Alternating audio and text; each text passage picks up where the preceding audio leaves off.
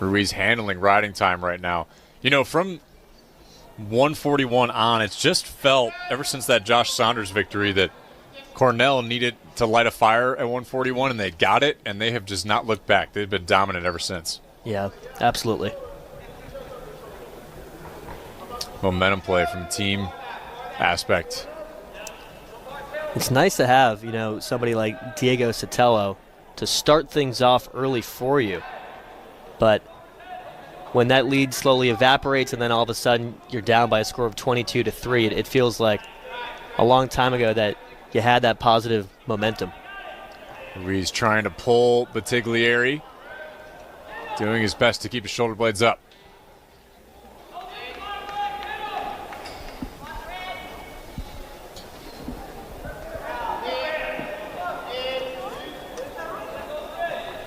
Ruiz just accumulating riding time.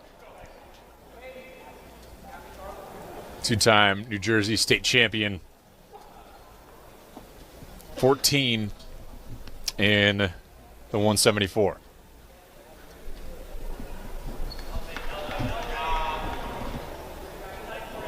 Ruiz accumulating near-fall points as well. Now round out the first, 14-1. Might be able to make quick work here towards the second.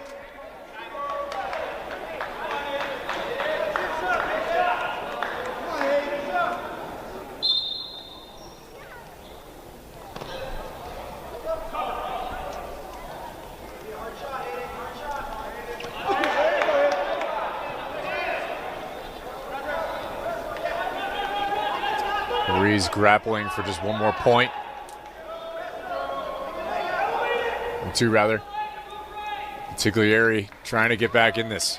And obviously a tough match for him, but what you got to do is look at the positive and see if you can, you know, stretch this out for longer, find some easy wins. Hopefully not this time. It works the takedown once again. Another victory for Cornell. On the bout, make room for Chris Foca of the Big Red.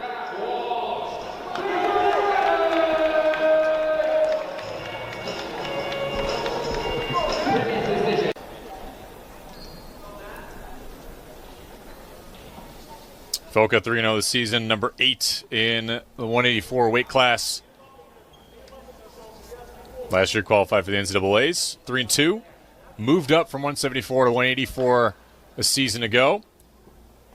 Headed up against Matt Walsh of Harvard, the sophomore from Boxborough, Massachusetts.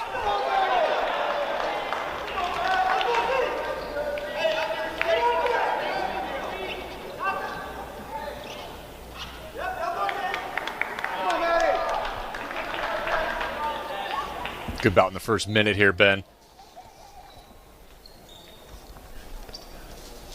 Yeah, more of an even-keeled matchup here between these two. We've seen some lately that have gone significantly in Cornell's way. Walsh will be a tougher one here for the Big Red to have that happen to. Yeah, Jay Weiss was sharing with us that he gets himself into and out of trouble. It's a good way to put it. As long as you're able to make up for it, right? Yeah.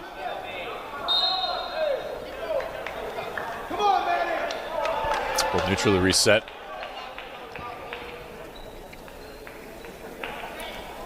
And that's the thing for players like that is that, yeah, the mistakes happen, but when you're able to make up for them so well, it almost doesn't matter as much as we see a tough moment here for Walsh now.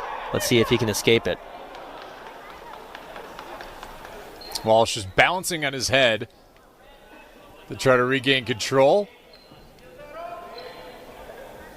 And the riding time adding up here for Chris Foca.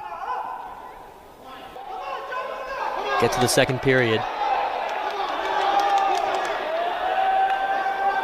Walsh fighting while Foca bides time.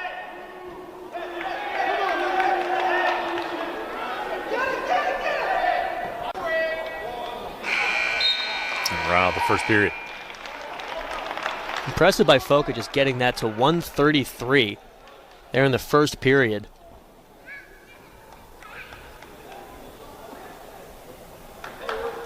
Hung out on top a ton. Now, Matt Walsh, pretty good from the bottom.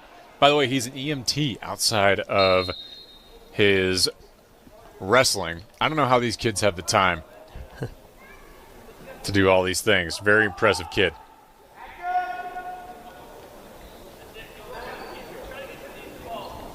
First tournament this year is knocked off by a top 20 guy. Just some small mistakes he's working out, according to Jay Weiss. Weiss, of course, been around for enough time to probably have seen a couple different versions of a Matt Walsh, perhaps, and coaching these guys to be excellent. Matt's got a ton of time left. Gets a point on the board in the escape.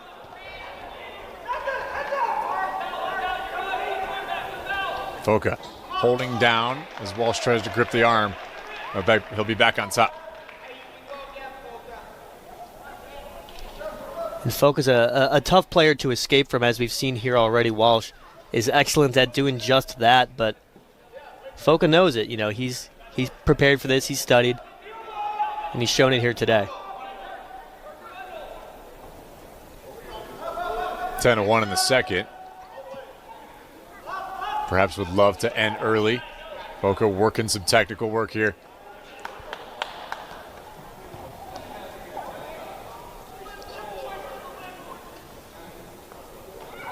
Couple points added there for near fall.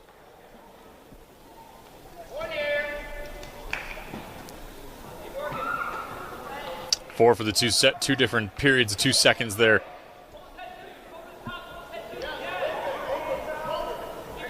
Crazy amount of riding time for just being 2 periods in. Absolutely. Getting close to 3 minutes here, 14 points. Just pure domination here by Foca. And the thing is, this matchup started relatively close. That first minute or so could have gone either way, and Foca since then has just dominated. Waning seconds, a 15-1 advantage. Gone for Chris Foca. He'll start on bottom to try to make an escape worthwhile.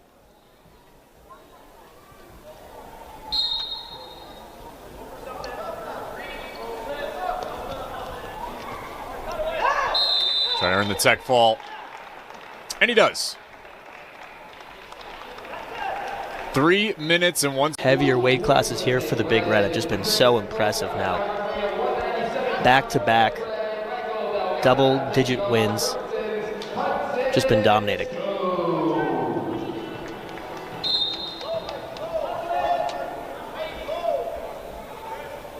Hudson Scovey up next against Mikey Delegata. Scovey, the first year from Ransom, New Jersey. And he's another guy where they've kind of been experimenting which weight class he should be in. Bumped up to heavy against American earlier. And works super hard in the practice room, unafraid to take on some of the bigger bodies, perhaps. Yeah. Just loves competing.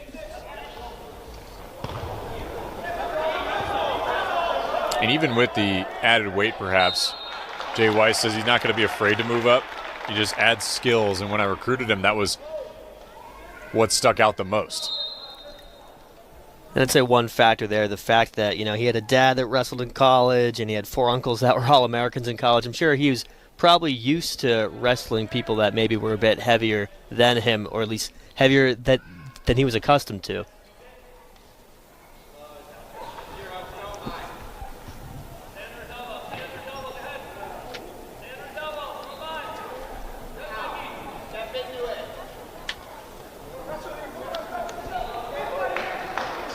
So I gotta adjust the headgear there. He won the 197-pound bracket to stay perfect during the Ames weekend down in Iowa State. Ranked 25th, 122 wins in high school, and a state champion. His dad, Rick, was a 3-time All-American at Kentucky, was on the first USA World Team, and his uncle, so both these guys have some pedigree in their lineage. His uncle Charlie was an EIWA champ and a WWE Tag Team champion.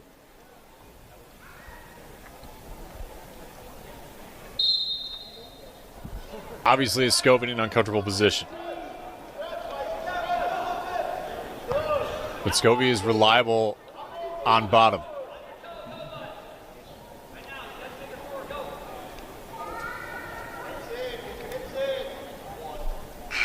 Right now, the first period. As we've seen here already, he's going to put a tough showing in, and Delgado is going to have to earn it here. Try for the quick move over top. Quick escape for Delgado. Seems like he knew what was coming.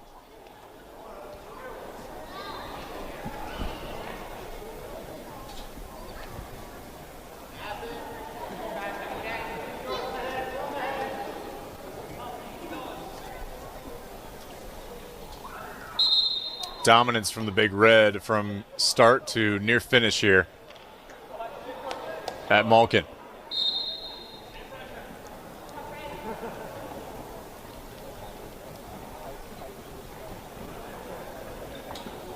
If you're Scovey, you just like to see some positive momentum here. The second or third period, one of them get some points in. Get something to feel proud about going into later today. Scovey's the only wrestler I've seen today consistently move his feet. He's not stagnant at all. You can see he's clearly trying to just press and be in rhythm in his move when he takes a shot. Yeah. Staying on his toes. Agile positioning. Neither of these wrestlers going particularly after the legs until then. Spoke too soon. But content to really still feel each other out here. Definitely more of a stalemate from what we've seen, of course, when you're Delgado. You'll take a stalemate when you're up 4-0 already.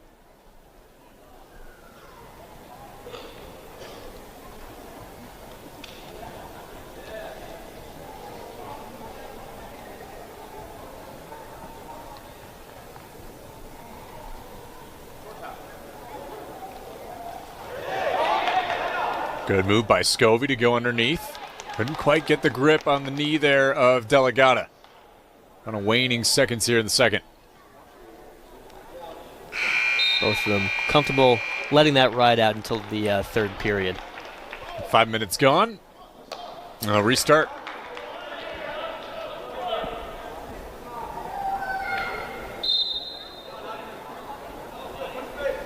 Moving his feet again, as you mentioned earlier.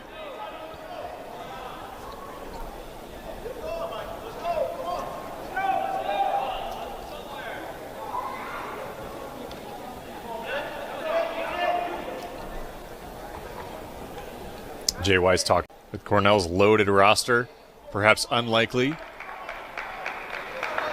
But if you can garner a couple wins, similar to how Harvard handled themselves against Navy, you still come out with a good impression.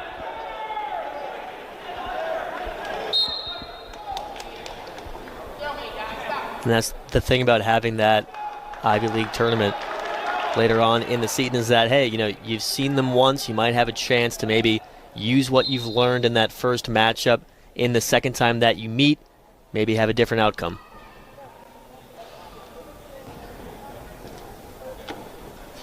I've heard that the 24th consecutive win is the toughest. The age-old story. Yeah. And 22 matches in a row belonging to Cornell, 61-9 all-time in the series.